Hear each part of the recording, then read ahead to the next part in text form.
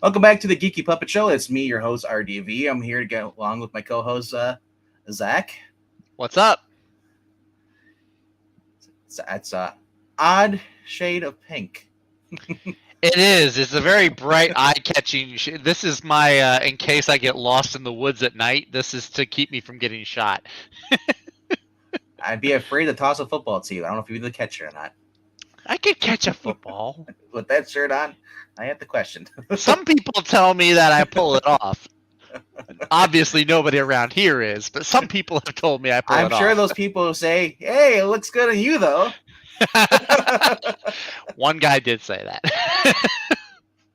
No lie. And then he asked for your number. Yeah. All right. So we do here on the Geeky Puppet Show every Tuesday and Thursday night. Zach and I pop on the channel to do some comic book reviews. So on Tuesday night, it's the top 5. We talk about the top 5 books from our pull list that we think are going to be the best books of our week, or the week. Obviously, we might have some overlaps on some of the books that we choose, but it's basically like it's almost like a top 10 sometimes because we don't always agree on what's going to be the best books of the week.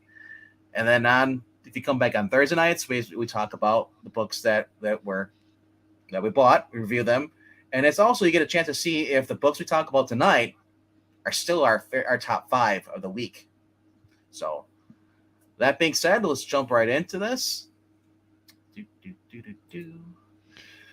And we're using, as always, our favorite League of Comic Geeks website.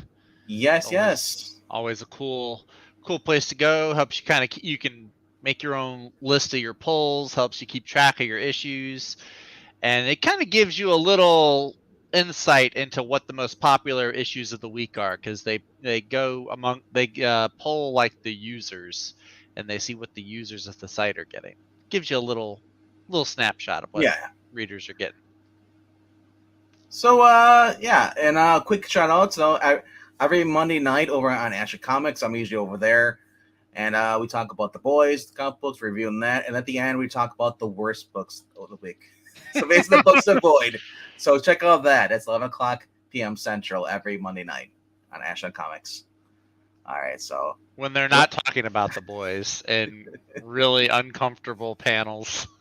Like I said, when I talk about the boys and I see that World's Finest cover right there with the crowbar, I'm like, "Ooh, that's a nice segue." No, but unfortunately though, last week you went first, I think. I think so. So yeah, why don't you go first this week? I'll go first with my first. My number 5. I scroll down to it. It's going to be further down because it's not as popular as everybody else's, even though it's written by a good writer. It's an indie book, isn't it? Yeah, it's Dark Horse.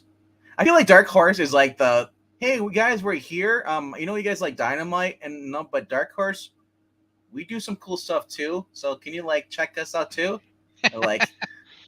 I always feel bad because Dark Horse I think was more popular in the 90s or when it first started, but now it's just kind of like, hey, we have Hellboy. Cool. What else you got? I just knew them because they used to be the ones that did the Star Wars comics back before Disney. And that's the only thing I knew them for was Star Wars. I think they also did the Angel and Buffy books too. Maybe they were the first ones to do that until Boom Studios was created. And then Boom Studios got it. Yeah. So you're asking me why are you picking this up? Well, it's being a Dynamite guy myself. I liked Tom Sanagoski, or I'll have to ask one of these days how they pronounce his name because anyway, he's you're wondering who he is. Well, if you've ever read Vampirella Strikes or if you read Vengeance of Vampirella back in the day under Harris Publications before Dynamite basically acquired the rights of Vampirella, this was the writer, and I've been following his career, and this is a book, I'm not really a big Hellboy, but the two things, there's no Hellboy in this, but it is a character from the series. It's Frankenstein, or Frankenstein's monster, as we say. It's a whole new world. Yes. Sing if you want to. No. I was talking to them, not you. Oh, okay. And like I said, it's all exploration. It's basically like it's been all these years since civilization was basically destroyed by or whatever, terraformed, whatever, mist, whatever, and it's a whole new, basically like Eden. Like, new creatures they evolved and stuff. There's a race of frog people that are kind, but then there's like evil predators. There's like plant monsters, and this Frankenstein had helped basically rescue as many people as he could into like this underground like a paradise. Think of like Land of the Lost. In the middle of the earth, journey to the earth, and they've all been living there for like 4 or 5 generations. And he's been like, he's, I guess, Frankenstein's immortal. And he found this little girl basically woke him out of a slumber because she was having visions of basically of the character. The one with the crazy fires are Liz. Yeah, that's yes, it. yes. And basically sending psychic premonitions, basically, contact this girl. So she basically needed to go see him. He was basically a worship figure because he just was in a state of hibernation. He basically was meditating for like the past 40, 50 years, I guess. Or, even probably longer than that. It's probably like the 100. It's been like, all these years now. And she woke him now, and he went to go set out to go find Liz or this lady, because they really don't know Frankenstein a monster does not know. Let's call him Frank, because they don't really give him a name at all. So not that I'm aware of, but other than that, he's the holy one, I guess. And so I guess they call him in the description, Frank, and Lila is the girl. They're gonna go search out, and Lila basically tags along against his wishes. And this is always cool. As a character, there's when they do it correctly, bringing in a character that basically is like, she's the one that's like, she's us. We're living through Lila. She's like, oh, cool, look at this. And she's like, oh, this one has a fruit here. I'm so hungry. She eats it. And Frank's like, don't. It's like, so it's cool. And you see on the cover, it's little creatures here, like these are there's a little lizard people too. Oh my gosh, it's the moloids. I know, right? Yeah, and he's got like a broken part, or a spear or sword. That was actually another person had in the. For those who know the lore, I don't know as much as most people do, but in the I guess the Hellboy verse, there was a guy with a golden sword that was cursed or whatever, and he's basically fashioned that to basically a staff. We see him here on the cover here. Oh, okay. Here's the other. This is the other cover B variant, and this is what I like. There's only 2 covers. Nice. It makes it easier for those who are collecting it. I don't need like 30 covers. Right. And it's like 5 or 6 of them are like the same cover. Is like, oh, this one's pencil, this one's ink. This is black and white. This is a virgin. Yeah, exactly. Yeah. So, like I said, it's kind of cool seeing this. And like I said, I'm not sure we got 3 writers here. We got Christopher Golden, we got Mike Mignola and Tom Sinaski, and it's kind of hard for me to differentiate who's writing what. Overall, is it 3? I don't care. It's not an anthology, right? It's not like 3 no. It's all one story. No, it's all one story. I wonder if they're all just co-writing, like with remember how Flashpoint Beyond there was you had Johns, Jeremy Adams, and then that other guy. I'll have to ask Tom exactly what parts is he writing in the Frankenstein, because I've been live on all of it, And like I said, I may check out some Hellboy comic books. I hear people say they love that. Our friend Jimmy Quirks, comic book Quirks. He's our friend Hellboy. Now. Oh wow, acquaintance. At least friends. I'm using the term. Just kidding, Jimmy. I'm just kidding. Yes. Overall, you said, like, I'm just curious, like, is how much is this? Because I love Tom's writing, so it's like I can see some stuff that might be Tom's, but also I'm thinking, like, I don't know how much of this might be Mike's, or Christopher Golden. Yeah. But Peter Berging does the main cover, which is the one we saw here. He's the one he's always worked with, basically with Christopher Golden and Mike Mignola. Those 3 guys are always doing the stuff. So what you see in the cover here is the interior as well. So if you like fantasy exploration and and stuff, and like kind of like a wolf and cub story, yeah, this is your story, and that's what I don't know how many it's going to be. It looks like right now they have 4. So I'm hoping it's gonna be more than 4 issues, because these are the series I like. You just come out of nowhere and I just want more of this. Isn't most of Mike Mignola's stuff, like with Hellboy, most of it is miniseries though, isn't it? Because like, don't they go for the trades? I think. Sometimes, yes, and that's the thing. It's like I just want ongoing, man. Just give me Yeah, ongoing, I hear you. I hear you. or do what basically Cinescope does. They do the 6 books. A lot of times they were doing the 6 books, and then you get an annual which connects that to another story.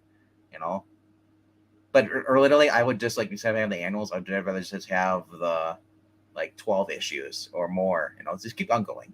Like Yeah. I don't. An annual could be like if you want to have a guest writer come in. That's how I look at it. And like Hmm. but or you want to expand on something that you couldn't do before because it would derail the plot. Like Yeah. Batman's done that with they had an annual focusing on Ghost Rider's origin, which I really care for. But for those who really wanted to, it's there. It wasn't like a whole issue of another of the part of the story. So, but yeah, definitely check us out. Even though it's my number 5, I've been loving the series, and yeah, it's probably one of my favorite new. Man, if we go have the Gabbies over at and I Love Comics, that's gonna be one of my books I vote for, like the new best, best like miniseries or whatever like books come out this year. Nice. Very Yeah, cool. That's high yeah, praise considering all the limited series and miniseries they've had this yeah. year that were decent. And also, hello to girls 18 online. Thank you for showing up, and we'll see you later. Because I I'm know we glad know you'll I'm, pop up with another bot. I'm glad they're 18 at least. All right. Before it was your sister. And before it was hey, check out these pictures of my sister. So at least they're growing. All right, that's kind of terrifying to think about, actually. All right, my number 5 is right up there on the top row, actually. Last one, right next to Punchline. God, they got Oh, Punchline and Catwoman now. we were wondering if because I forgot who it was. Somebody said like, is that gonna get this? I said, you know what? Hell yeah! He might pick it up, or he might be like, it's like he just right now. I'm torn on this book. I'll just say Really? that because there were some issues I really liked. Very strong beginning, Yeah. but then this becomes more like, all right, where's the action gonna be? Because Well, I obviously, think. and I'll just say real quickly. Okay. The last issue kind of got me excited for this, but I'm also like, how much is this going to be just her and Jack, or it'd be more about like her fighting her way out? Like I want like struggle.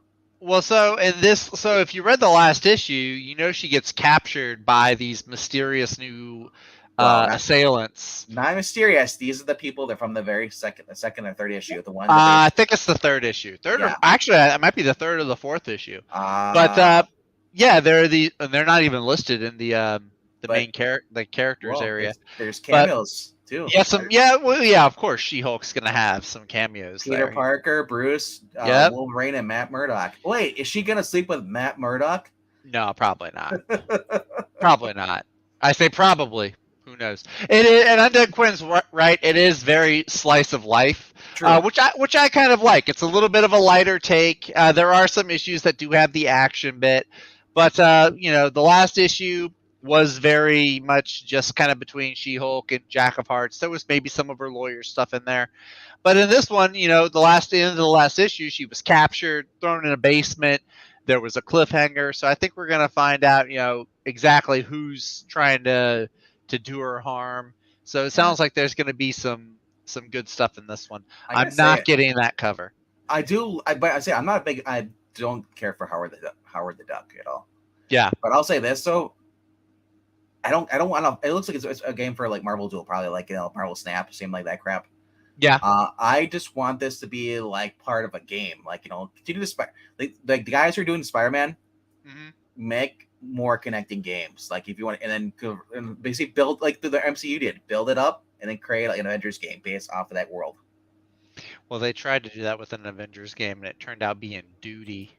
Well, that's because it was done by Capcom. Capcom doesn't really. No, it wasn't Capcom. It was Electronic Arts. It was EA, but it was duty though. But anyway, I thought it was Capcom. But regardless, regardless, you should be getting this cover. That's the cover I'm going for. I thought it was Greg Land for a second, but no, it's Michael Dowling, and I do like it. It's a very fun looking cover. So yeah, I'm hoping. Is that the Wrecking Crew? I'm hoping to get that one. I don't think it's the Wrecking Crew. I think it's just a random bunch of. I know. I'm just tricking in the people who didn't like the Wrecking Crew on the show. She-Hulk show had its That was flaws, but not there the was at wrecking. It least. was not the wrecking crew. That was not the wrecking crew on the show. I'm sorry. That was not them. They were much too wimpy. But if you want to learn about the Wrecking Crew, go check out the Geeky Puppet Show on our channel here, and go check out the reading we did, Meet the Wrecking Crew. Yes. But I like it. My only complaint, I mean, this even has a different artist actually. The artist they've had has been, I think, Luca Maresca has been the artist for the previous 7 issues, so it's a different one. So I'm not sure what the interior is going to look like. I wish they would just get Jim Bartell to do the interior. She's the one that does all the covers. Yeah, the main covers. Yeah. Yeah, she does, and she's a pretty good artist. Like she draws the cheesecake really, really well. I've never seen. Did she ever done interior? Not that I'm aware of. I mean, she might have. I only became aware of her because of the She-Hulk series. I don't know if she's done just covers or interiors or anything like that. I think. And hello, Aloise. She might just be like a female version of Mark Brooks who just does cover art in her Blackbird series in India's. Okay, so cover arts. Okay. Blackbird is hers. Yeah, I think that's her own original, like her own creator, own title. But but but there's also an artist also there too as well. Yeah. So okay. Yeah. So yeah, that's my number 5 books. It's a little bit lighter, a little bit, kind of a palate cleanser in between like the heavy duty serious issues. But it's been a lot of fun. I've been enjoying it.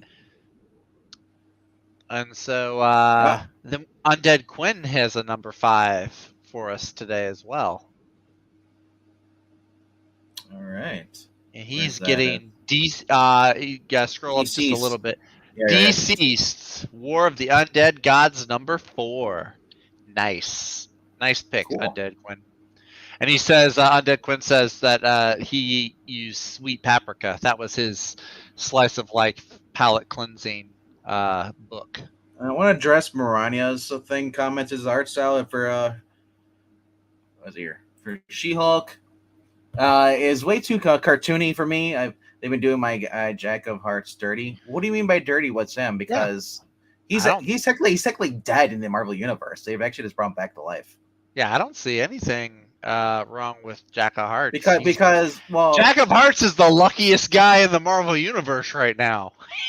because before he could control his part. If you want to say anybody did him dirty, that was Bendis, right? That wrote the story where he died. Yeah, Bendis is the one that blew him up along with 3 other Avengers. Yeah, Bendis did him dirty. Like I say, he's not full back to where he normally was, but yeah. I will say credit to the writer Rainbow Rowell. Credit to her for at least doing her homework on the character of Jack of Hearts and She-Hulk, seeing where they were during the very short-lived Jeff Johns Avengers era.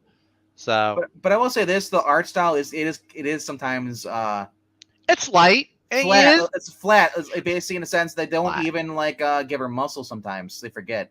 It is very flat. It is kind of almost 2-dimensional, but I almost don't mind it though. And I don't really even see him as a wimp. I see him, he's resurrected. He's getting used to being alive in this time period again. Well, the other thing is too is we just saw that at the end of the last issue, even for those who've been reading, last issue, and she's locked in the basement by those 2 people and thrown in there, and then she sees the chamber where he was basically resurrected. Where he was resurrected from, yeah. So we don't even know this is really even Jack. It just could be a clone. Could be a clone. Like I said, we don't really know. I said if you want to blame anybody, blame Bendis. But so far, he's not really a wimp.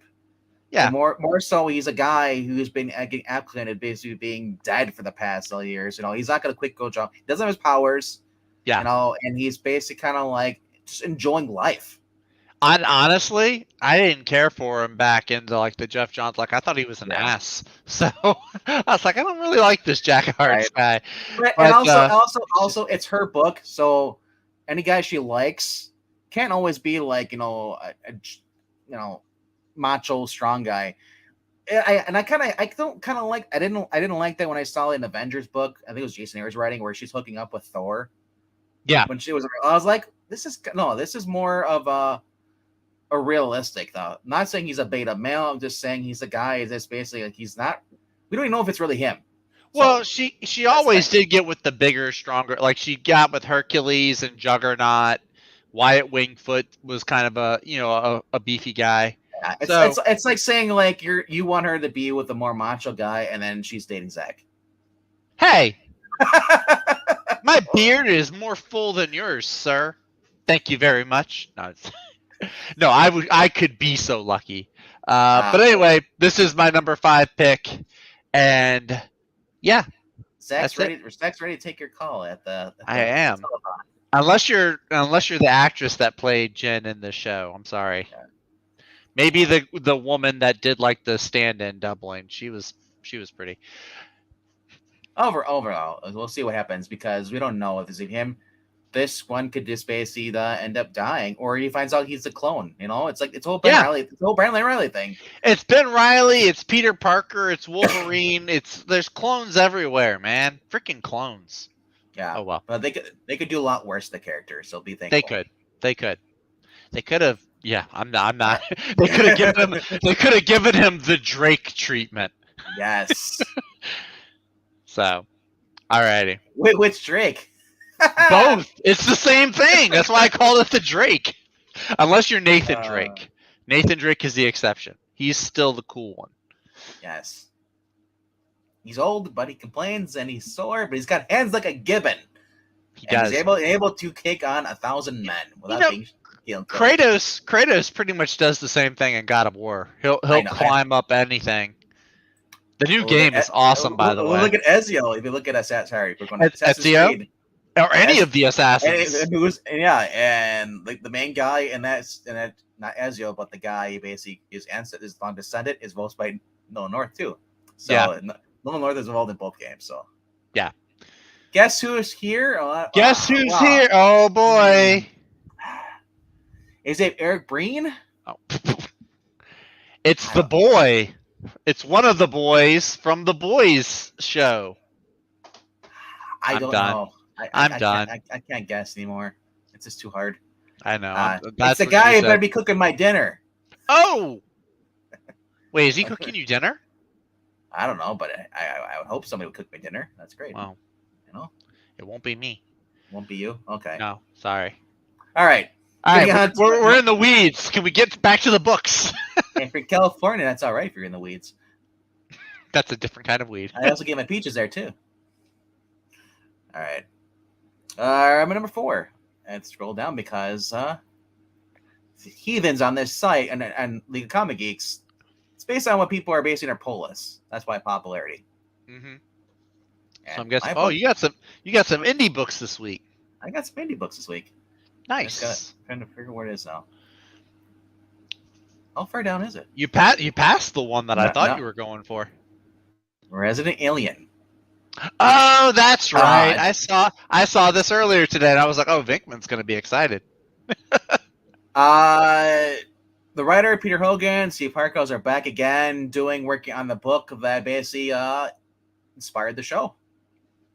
No, they were wondering like, "Wow, is this just like the show? I've seen the show. I don't care for the show." No, this is actually opposite of the show, in the sense where basically where the Harry, or basically the alien, is pretty much you see him like this 24/7 in this stuff. Everyone else sees him as a human, except for basically for Asha. Mm-hmm. Is her name. It's been a while since I've seen it, but so basically, he's smarter. He's more serious. He's adept. He loves reading crime novels. He's basically an alien that came to crash land on our Earth.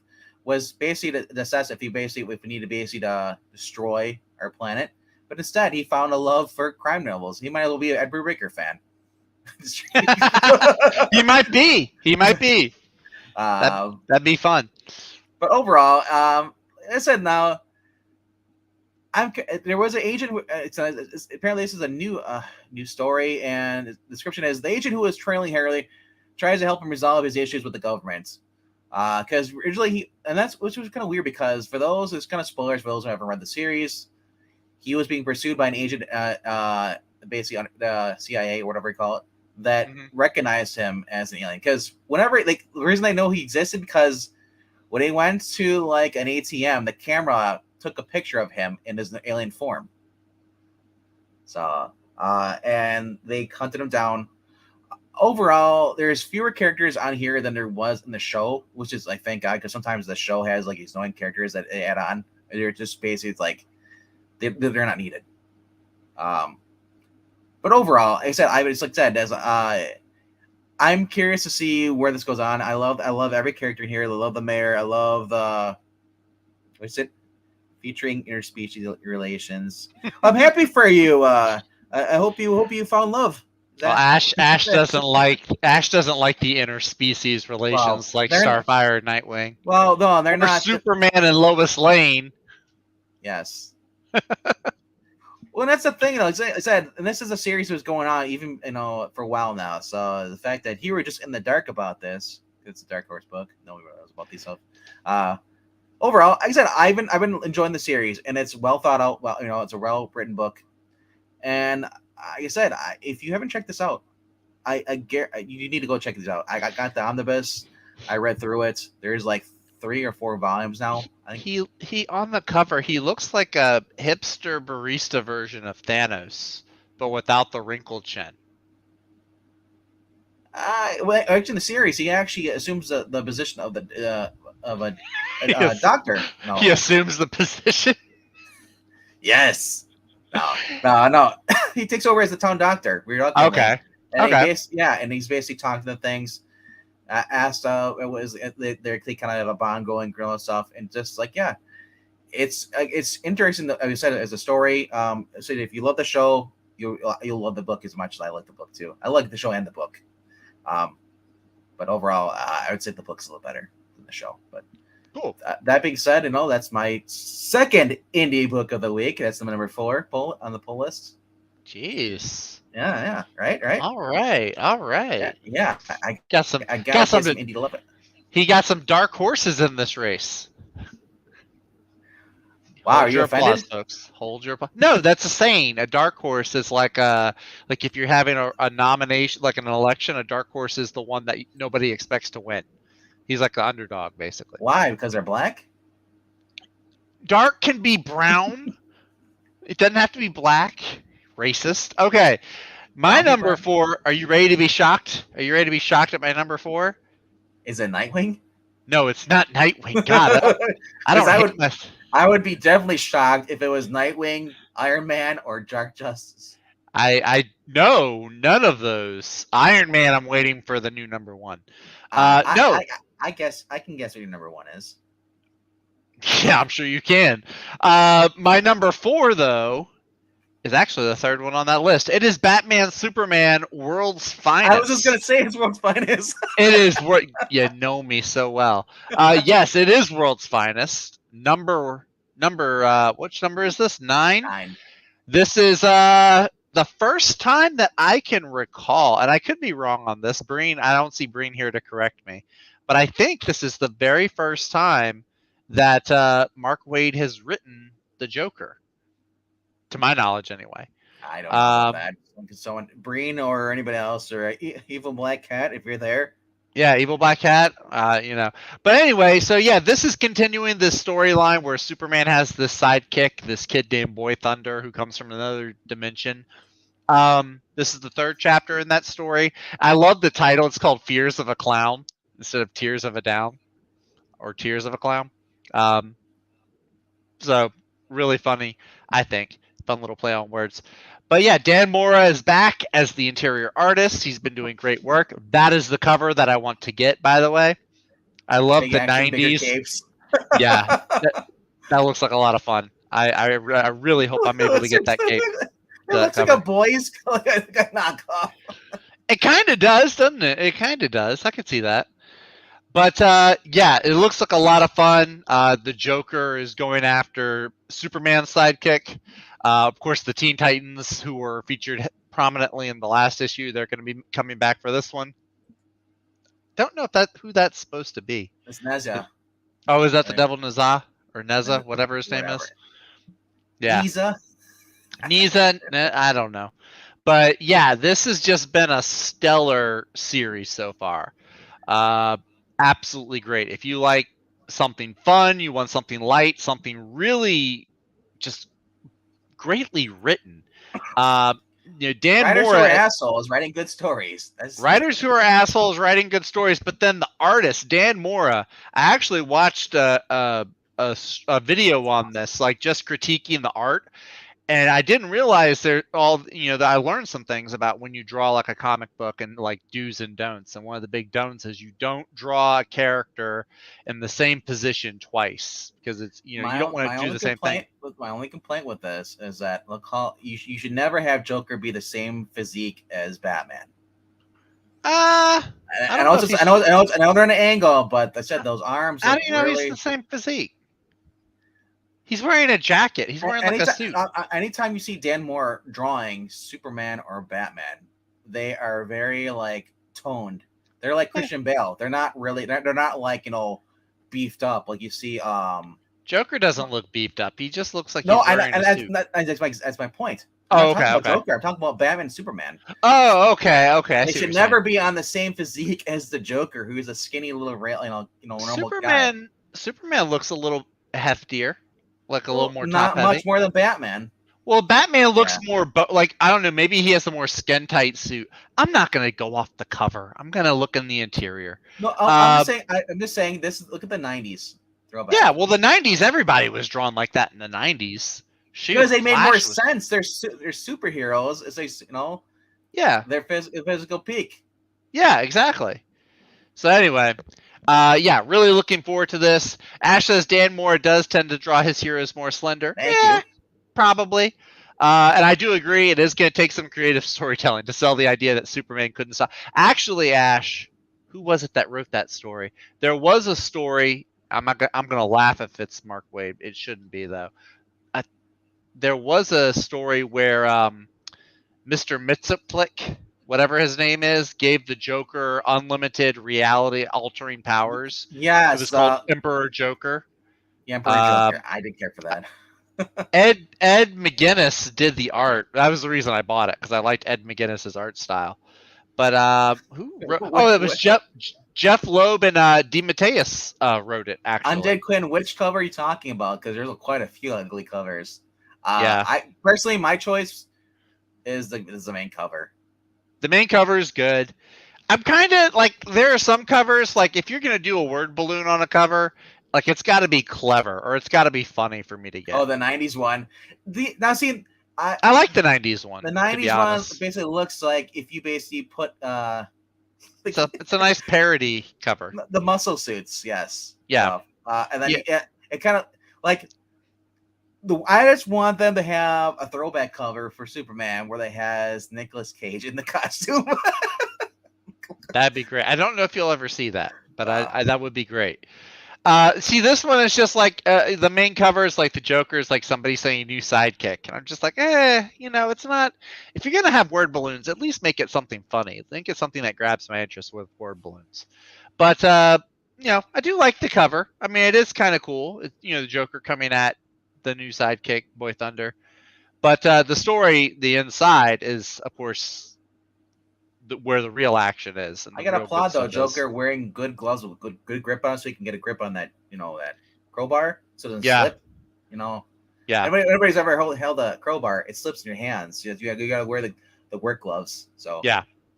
So, but yeah, not to say that this hasn't been a great book. It's just there are several really good books this week that I'm looking forward to. So this one just happens to take a spot a little bit lower on the totem pole this week. But World's Finest has been fantastic. You should totally check it out if you haven't already. Great story, lots of heart, there's some really fun stuff written in here. It's a perfect blend of storytelling, not too serious, not too light, perfectly written comic series. All right, so I'll go to my number 3. Batman's World's Finest. I was gonna say Undead Quinn's got his number 4. This is my number 3. So okay, pretty much everything you said is pretty much what I've been thinking. Yeah, go for it. Undead Quinn said he had Cradle of Filth.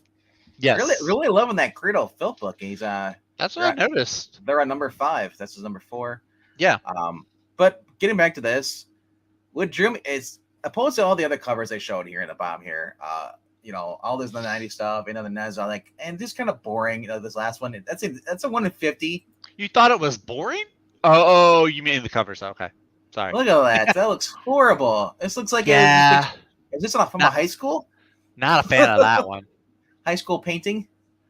It just looks bad. And that's a Yeah, 1 in 50. That's horrible. The stock variant, cover B. Okay, you get me. He's lifting the stuff up, but like, that's kind of cool. it's just I like the premise of it.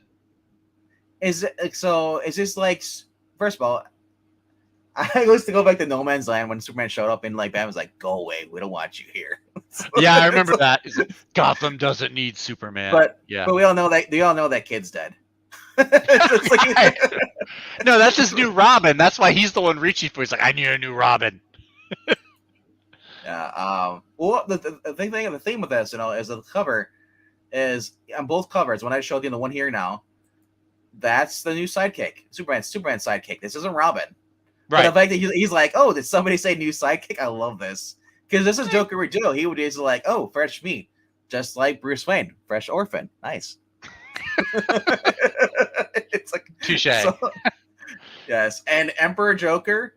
I didn't care for the story, but it is freaky giving a guy who basically he's all there, but he basically is that evil person giving him powers, so he can toy with that. Well, Batman. Mixiplastic, whatever, thought it'd be fun. I think, if I'm remembering the story, he thought it'd be fun, and then he didn't like it. Yeah, and then I don't think he could take his powers back. Superman had to fight the Joker with these cosmic reality bending powers. So, but overall, that's my number 3 too. So, like I said, I told you there was going to be some overlap. I knew there was going to be some overlap. I know there is. So let's go to your number 3. Alrighty. Well, first of all, Ash jumped in here with his 5 through 3. Chroma, which is down he's here. He's picking up Chroma. Right here, Chroma here. New Skybound book. I almost picked it up. I was looking at it. Imprisoned in a tower within the walls of the Pale City. This person is basically believed to be the most evil creature alive, you see, it's a girl on the inside here, on this stuff. So, is this girl? Is she turns into a monster, or what does she have to do with the story? But a chance to meet with a mysterious orphan. So, guys, that must be Zet. The creature creates an opportunity for the Chroma to escape her cruel. That is, she can survive these dangers. Basically, it's a guy. If you loved Oblivion Song, it's the guy who basically wrote and did art for it as well. Oh, okay. Well, I don't know if he did Oblivion Song. I thought it was Kirkman, but maybe Lorenzo did the art. Regardless, though, I might pick it up, but it's $8. I like the cover is intriguing. 56 pages, $8. So it's a new number 1. Maybe that has something to do with it. Chroma first appeared. Oh, that's right. There was the Chroma story and Skybound X. Yeah, Skybound X. 25. Yeah. That's right. I remember that. I never read it, so it looks kind of cool. Yeah. Yeah. So it's Skybound X. Obviously they're not going to put out crappy books because it's a new thing. I'm sure Kirkman has standards. Yeah. But standards in comic book writing? What? What? Right? So, what else we got? He's got Saga of the Doomed Universe. I've never even heard of that. I don't even know where that would even be on here. That'd be probably a ways down the list. RDV never shies away from $8. You're right. He did get the Death of Superman hardcover, which was definitely not $8. I never shy away from the devil that I know. The one I don't know. It's a gamble because it get even worse. But that being said, though, if I'm familiar with it, I trust the writers. I don't, like I said, it's a new person writing this, or I guess for a new story. $8 for 56 pages. Yeah, I get it, but I don't know anything about the characters to be jumping the blind to me. It could end up being the worst decision, or it could end up being the best. It's a gamble. Yeah, that's true. Trying to find that book he's talking about.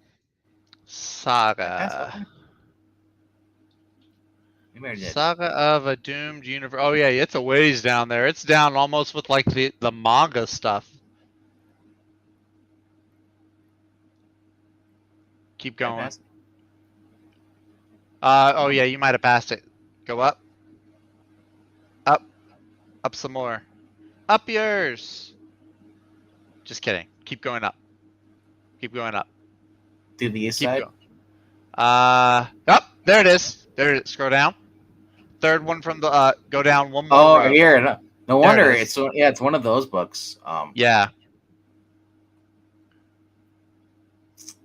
I remember President's him then. talking about this because they did a Yeah. bunch of like homage covers.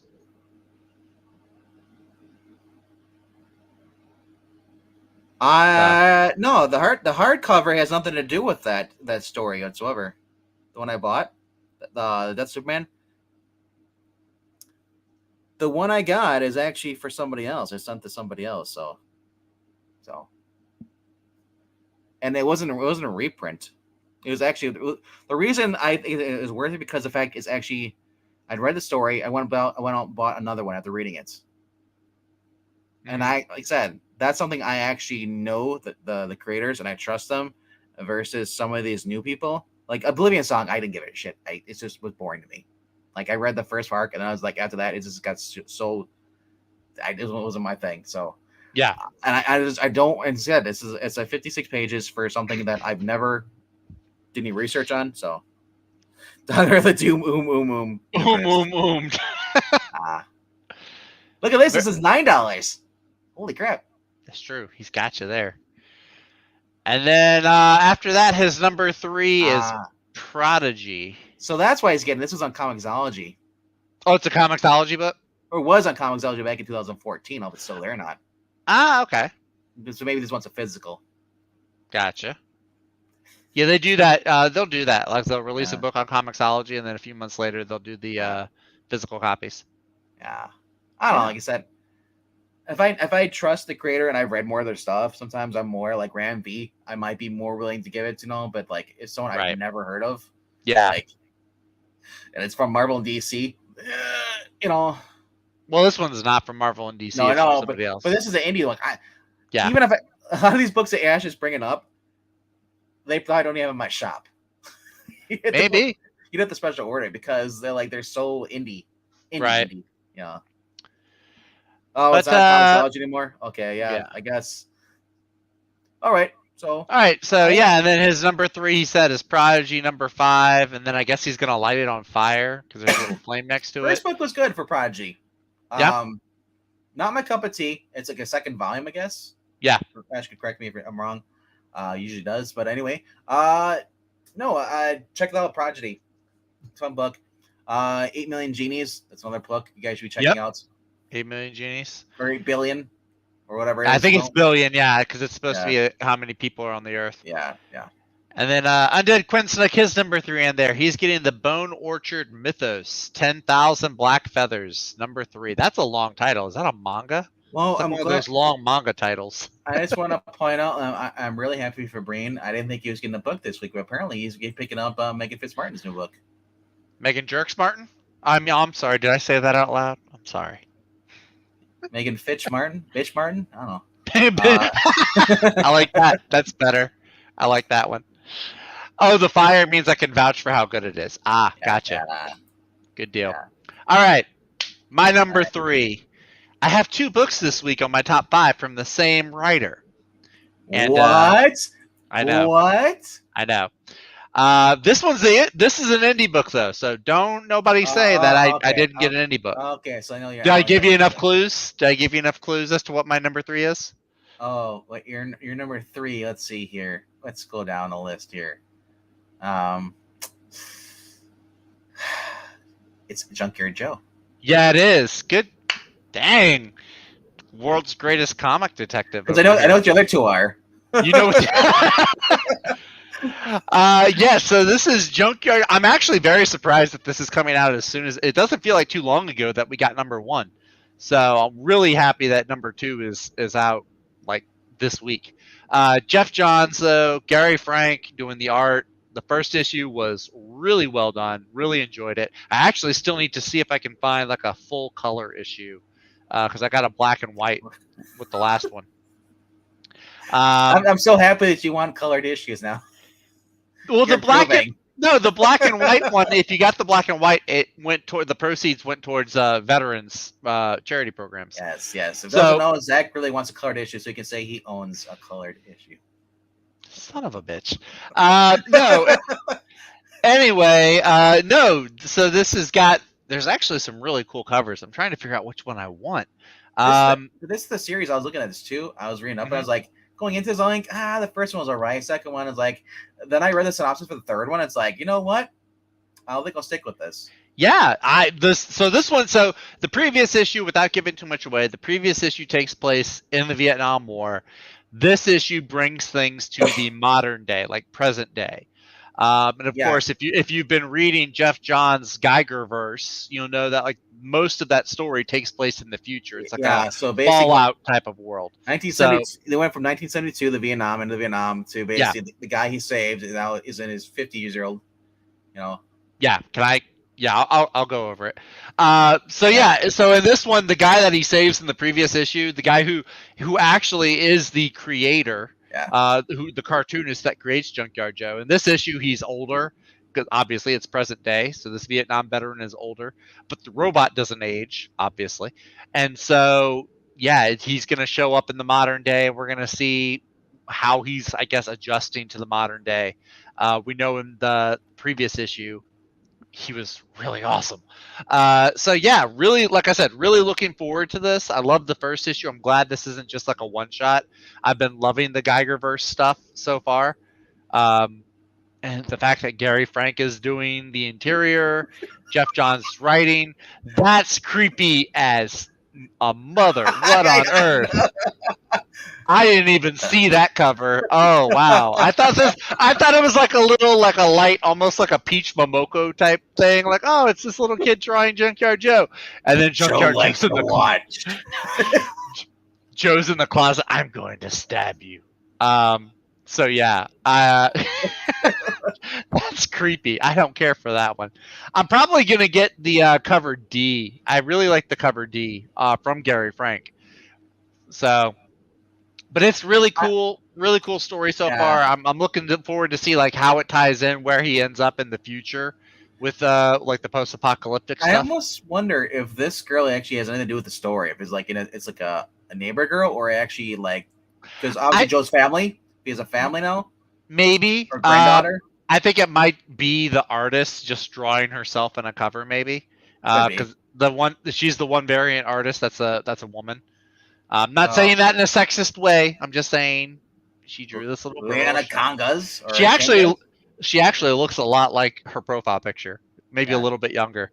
But Dan Jurgens has a cover in here too. I know you're a big Dan Jurgens fan. But even I like Jurgens. I like Gary Frank's cover better. The original cover. Yeah. Which one? The cover A or the cover D? The one where he's just like, I'm watching you. Well, that's not him. Oh yeah, that is him. Yeah, it is Gary Frank. I thought you were talking about the one with the little girl. Oh, no. Watching. I like this because like this reminds me of a Wolverine. Wolverine hiding in the bush, getting ready to pounce and Yeah. And as you see in here in his eyes, his reflection is the soldier back in 1972. Muddy. Yeah.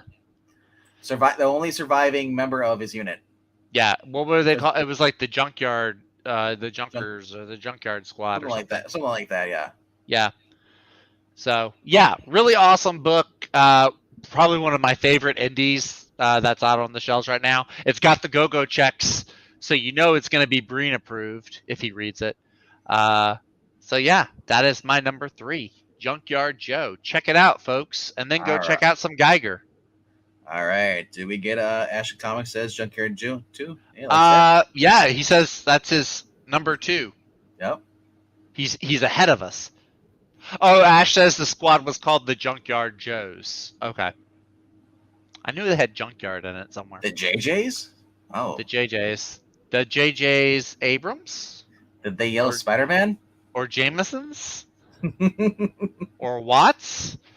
The JJ Watts? I just want to think though, every time, for those who don't know, we read Spider-Man books in here, Papatino voice Jameson, and he yells. I'm just thinking, do all the Jamesons at Thanksgiving just yell back and forth, pass the dinner! Pass the peas! Can you imagine? I can imagine they probably What? single-handedly fund the hearing aid industry. They both they'll wear them. All right. So my number 2 is a book that, well, that's going to be one of your next couple books. So I'm not sure which one it is, but Flash 788 is my number 2. Oh, it's only your number 2? I'm shocked. Yeah. Shocked, I say. But not that shocked. Kind of shocked. I do like this cover, and you can see that. For those who don't know this is the Warden, and it looks like we got the they're all deputies now. I saw a preview page for this earlier today on Twitter, and yeah, they're deputized. Yeah, like I said, Rogue's Law. Yeah, this is gonna be a fun one, I can tell. And the fact they're all deputized, I'm just thinking back, like, gee, I wonder if they'll do this better than when Marvel did, when they had all the villains were given, Oh, you mean like what was it, Devil's Reign, the Thunderbolts? Devil's Reign, yeah. Maybe. It looks like it'll be a little bit lighter. A little lighter. A little lighter. A little bit. So the cover, I know that I'm getting. I know Zach, you'll be getting this too, probably this week. Probably. I'm not sure what's number on your pull list, but this is the cover I'm getting. The 90s throwback. Heck yeah, Todd Knock. I love all the little Easter eggs. Booster Gold, Booster and Blue Beetle. The girl in the back has a Liberty Bell. There's a Saturn girl back there as well. Yeah. So yeah, ton of cool stuff in there. The only thing I'm concerned about is why does Ace look like he's about as old as Wally is? He should be a younger kid. He should look like Miles was 14. I mean, maybe, I don't know. I don't think it's supposed to be. Unless they're saying that Miles is in early 20s in this, and then Wally is in his 30s, even though he's dressed up as a kid. Maybe. But overall, it's okay. And then, hey, what is that? Is that a grifter in the background? Can't see what that is. I can't tell on that one. Yeah, I can't. I thought it was an Hour Man at first. You know what it is? Hour Man and Liberty Bell are a couple, but it could be Red X. It could be a Red Hood. Yeah, it could be. We don't know, but regardless, though, I've been loving this with Jeremy Adams, one of those creators that basically you just no matter what books you put out, the guy really gets the characters. If you're looking for those who are maybe you love the Spider-Man books until they ruined the whole family thing, got rid of that, broke up the marriage, check out this. The Flash is pretty much what we wanted from from Clark and Lois. They had a family. Instead, they tore that apart. Right now, the only nuclear family option right now is Wally West, his two kids and his wife, loving wife. Incorrect, sir. There's also the Fantastic Four. No one cares. They've been ruined. More so, like I said, I've been enjoying this. This has been, I want to say it. It's like a blast, a burst of speed and energy and all that stuff. Every time you read these books, Jeremy Adams writes it basically from his heart. He's a fan of the characters, and more so, he knows the history. He's not a Megan Fitzmartin who just hates everything and wants to destroy it. And she basically, if she could, Megan Fitzmartin would probably burn down the whole entire DC universe and say, there, that's creative. But whatever. She'll probably burn down from within, though, for her crappy writing. But like I said, if you love, like I said, this, even though it's a 90s throwback cover, this feels like 90s DC. I'm reading The Flash. And for those who like Barry, sorry, Barry's not in this, Barry also wasn't back then post-crisis either. He was dead, or he should have stayed dead. I don't have a drink on me. Doggone it. You went so long without saying, you almost went a full hour without saying post-crisis. Do you realize that? You almost went a whole hour. Oh, it's okay. Good job. I'm proud of you. At least I didn't say one more day. But regardless, though, like I said, I'm not sure this is going to be your number 2 or not. But let me know if I need to change it to the other one. No, you're good. No, this is not my number. This is not my number 2. Because really? remember, I said I have 2 books from the same writer. Oh, so Stargirl is in that one. Stargirl, yeah. Stargirl, The Lost Children. is my number 2 book this week. Yeah, With the theme I song by mean, Cyndi Lauper. okay, sure. No, the theme song is Jeff Johns writing and Todd Knock on art. That's the theme song. Like, what else do you need? No, so this is really cool. So this is one of the titles that is spinning out of. Last week he had his new Golden Age one shot, and so this is kind of spinning out of that. You see, there's Stargirl. She's teaming up with the new Red Arrow, Emiko Queen. They had the Stargirl Spring Break special that was about. It feels like God, no, that was like 2 years ago, I think, when that came out. Yeah, it was the summer special. That was a while ago. Yeah, because I remember they were supposed to do the new JSA right after that, but with Brian Hitch and Jeff Johns, but then that plan got postponed. So yeah, so this is kind of spinning a little bit out of that and then a little bit out of the new Golden Age, where Stargirl. I've read some of the preview pages. It sounds very much like some of the stuff from the show, where she wants to spend more time superheroing and less time on school. And so she's teaming up with Red Arrow, and now they're tracking down all of these new sidekicks that have been created that Jeff Johns introduced during the new Golden Age. You also got to realize a lot of these heroes are not, they're time displaced. Yeah, they're brand new. They're not, yeah, so they're brand new characters, but they were just they're made to have been displaced from the timeline. What do you think is going to happen if we didn't have all? We have all these arrows. We have like 4 or 5 or different like legacy characters. Problem is that they're all around the same age, so there's going to be, like I said, like you can have right now all the Flash. I don't see the hatred for bow and arrow characters. I like bow and arrow characters. But anyway, so yeah, we've got, and there's some really cool creative sidekick ideas in here too. Like they've got sidekicks for the Human Bomb and Steel, and just some really cool ones. Like Miss America has 2 little girl sidekicks. I gotta say, I'm looking at this cover. I'm thinking like, no, it's like a more tamer version of Captain America. I'm not getting that. I'm gonna stick with the cover A. I did think about getting the cover B, but that one, I don't know. Something about the face looks a little derpy. What, this one? No, the other one. Oh. That one looks all right. That one does kind of have a little Common America flavor to it. But that one, like, look at the nose. The nose on her looks off. Yeah, the nose looks a little off. She looks like a Muppet. A little bit, just a little bit. But yeah, so I'm sticking with the cover A, the one that has all the different characters on it. It's really cool looking. I like the send the cover. I said, like, this is like Tim Lamb. Tim Lamb does better art than this, but this is like Tim. If like Tim made it PG and toned down the boobs. Yeah. Well, that one I think is more based off the show because it's got like the dog and everything. And I gotta say this. I mean, I wouldn't mind if they do something like this. This is art for interior as well, like more manga-esque. I think that would sell better with them. Well, I think going with Todd Knock is actually a good choice. You know, if you read the Peter David Young Justice run, he does like the young superheroes. But this looks like that's his thing. That's his. I'm just saying this book here, just the title and everything means the fact it's led by her, screams young adult to me. So this would be your young adult, the way you get kids into comic books. Yeah, this is going to be way better than any of the young adult books that DC has put out. Well, obviously, but I'm saying I defy you to hold this up to I am not Starfire, sir. I'm just saying, dude. Did I say it would be just like them? I said no. This is your perfect example for young adult book, how to do it properly. I hear you. Good writer, and have a good manga style, kind of like / Western art. Like I said, Tim is basically. He's branched the manga and all this, not just manga.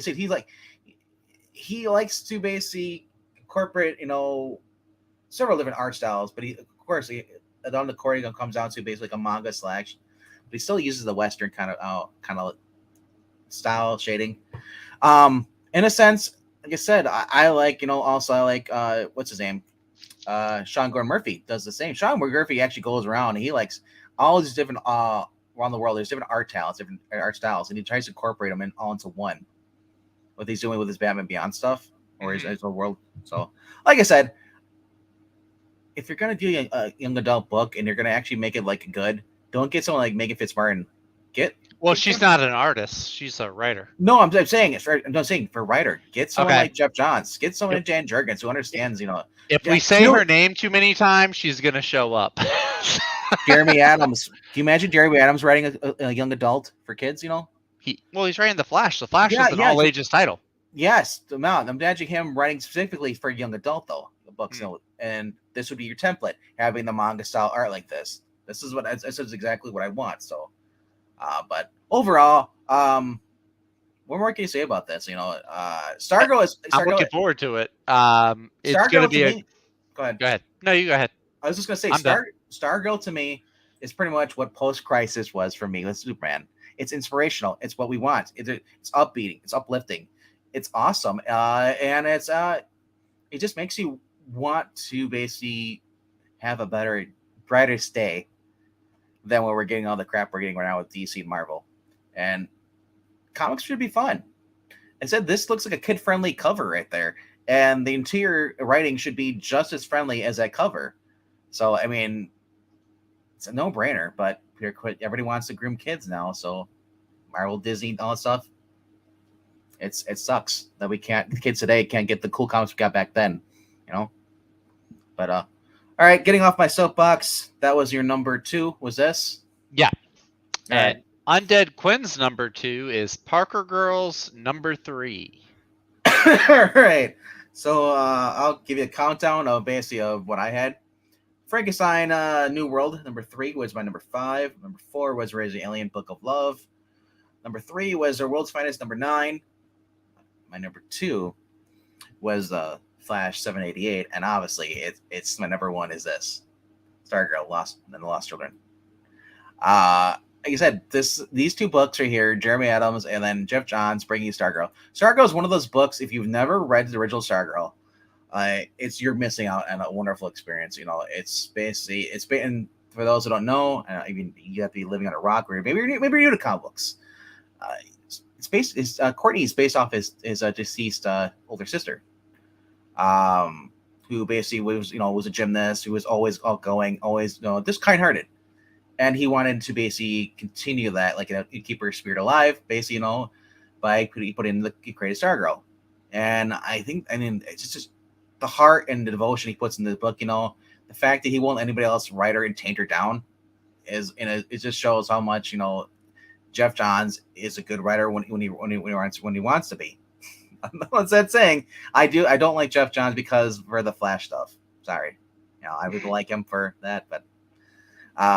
Overall, or the Kal-El. I don't know if it was Johns who did the Kal-El stuff, or it might have been Grant Morrison started that crap again. I'm not sure. It might be. It sounds like Morrison. Yeah, because like I said, when you forget that Kal-El is actually Clark Kent and Kal-El is just a dead name, it's an alien name. That's all it is. Clark Kent is who he is. So, but that being said, though, check this out, and I guarantee you, you're not gonna be disappointed. 32 pages. Now this is the cover here is $5. This is a variant. Imagine the main cover is $3.99. But even back then, man, I would have paid $4 for Jeff Johns. Some of the stuff he does. Oh, look at absolutely. some of the Goyer JSA, Justice Society, and stuff. It's like those are fun books, and I'd be willing to give $1 more to the writers who actually deserve it than versus the ones who basically can't even scrape the barrel off Jeff Johns or Jerry Adams' shoes, or even Garth Ennis. You pay more for, and that's the thing. It's sad because the writers don't pay more to the big names. But yeah, Kal-El is no, it's not really his real name.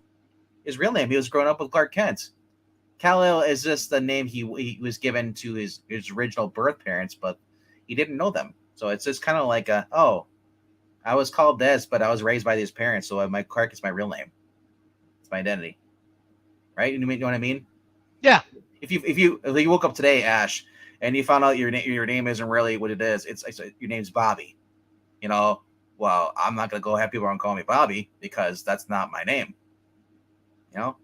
But it all depends on who's writing, I guess. So, but. All right, so did we get a number of books? Yes, we did. From Ash on Comics, he says his number 1 is Samurai Doggy. Number 3, how shocking! All right, and then Undead Quinn says, I hate Fairyland. 1.5 cover, Stanley Archim. Wow. Oh, he might be getting 2 different covers. Oh, only 2 covers. Okay. Oh, wow. Must be some really good covers if you're getting 2 of them. That's awesome.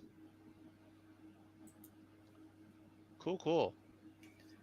Ash, I'm not gonna argue over the names. you wanna think his name's Kella? Go ahead. I'm not gonna... It would be his real name, but not his identity. That's what Ash is saying. There's some semantics mixed in there, but it's a gray area. It's choose what you believe. Very gray. All right. So, counting down my top 5, my number 5 this week was She-Hulk, number 8. My number 4 was Batman Superman, World's Finest, number 9. Number 3 is Junkyard Joe, number 2. Number 2 was Stargirl, The Lost Children. Notice how they're back-to-back, Jeff Johns right there. And my number 1 book this week is Immortal Red Sonja. No, I'm just kidding. It's The Flash. Come on, you already know. It's Flash 788. There's no lying to y'all. Of course it's going to be this. Every week Jeremy Adams has... Now, what's really going to suck is if there's ever a week where a Flash and Firepower come out on the same day, then I'm going to be screwed because one of them has to be number 1. And I don't know which one I'll pick in that instance. But, this is...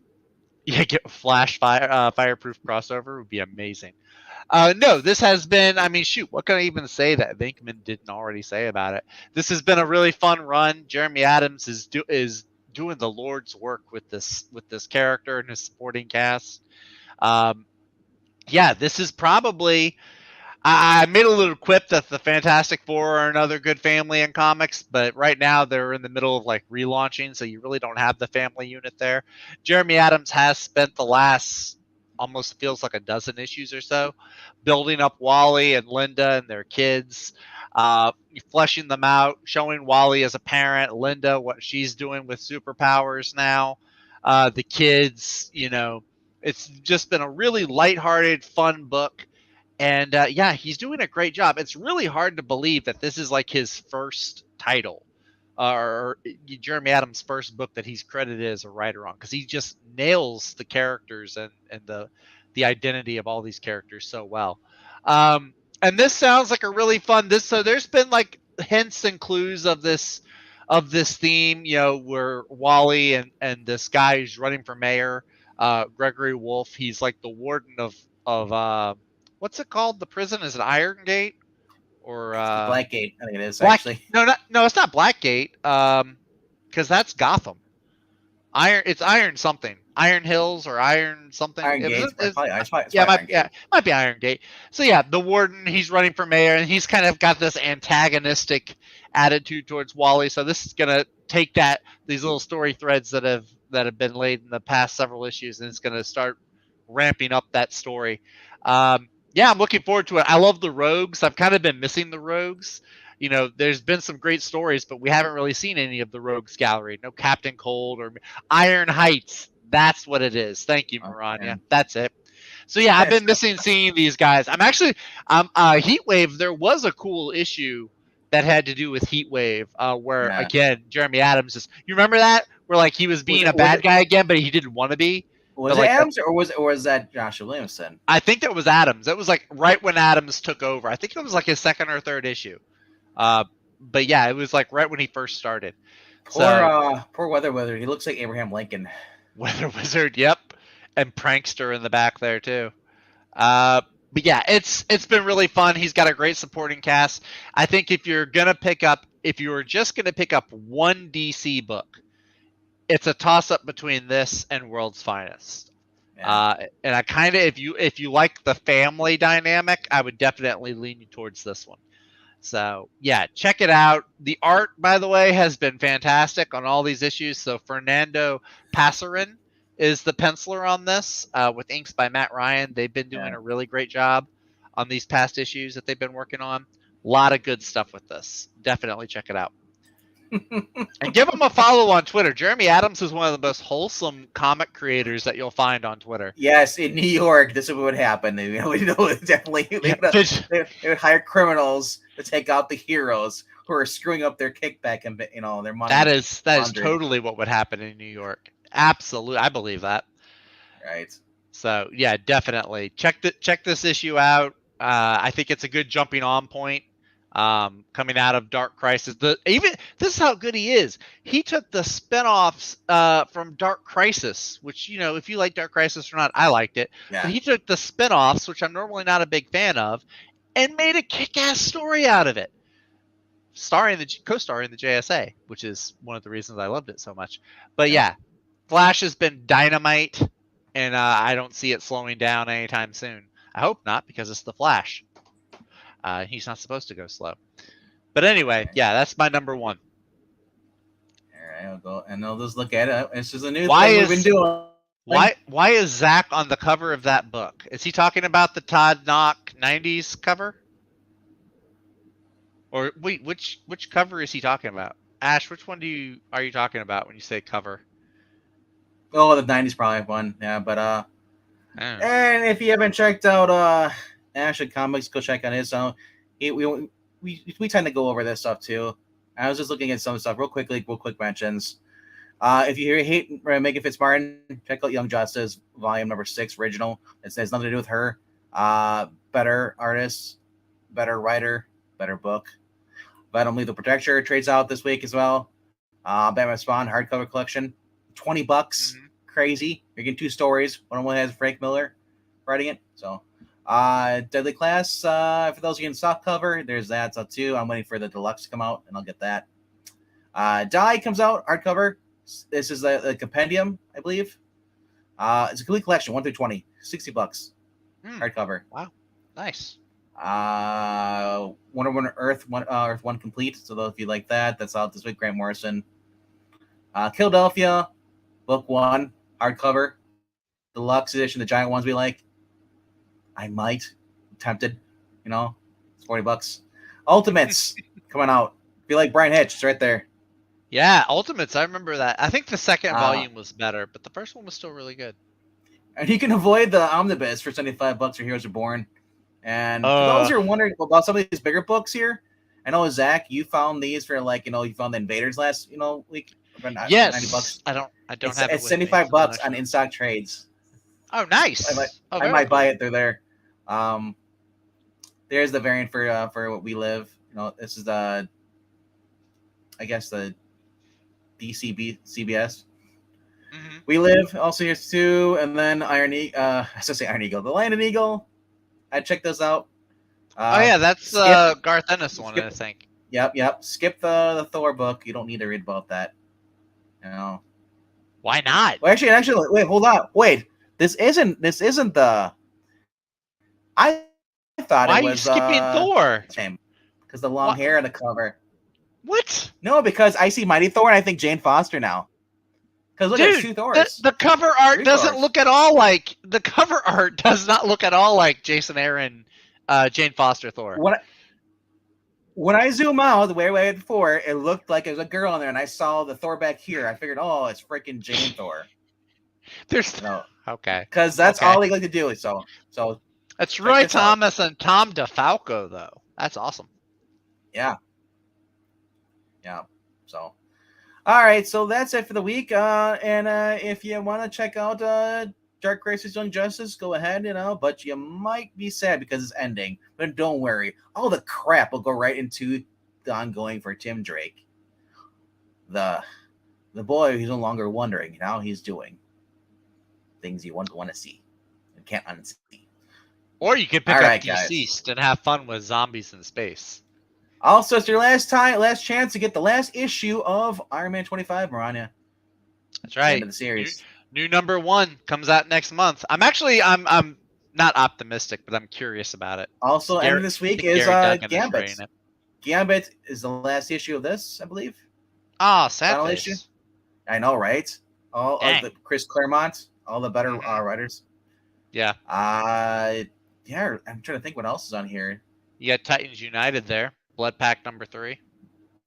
I probably won't get this. This is a spinoff from the one we're reading with Lansing. Yeah, that's the crossover. I think it's crossing over Sentinel of Liberty with the Sam Wilson one. Yeah, I just don't care for that. Yeah. Zombies are not overplayed, Austin P. They're making a comeback.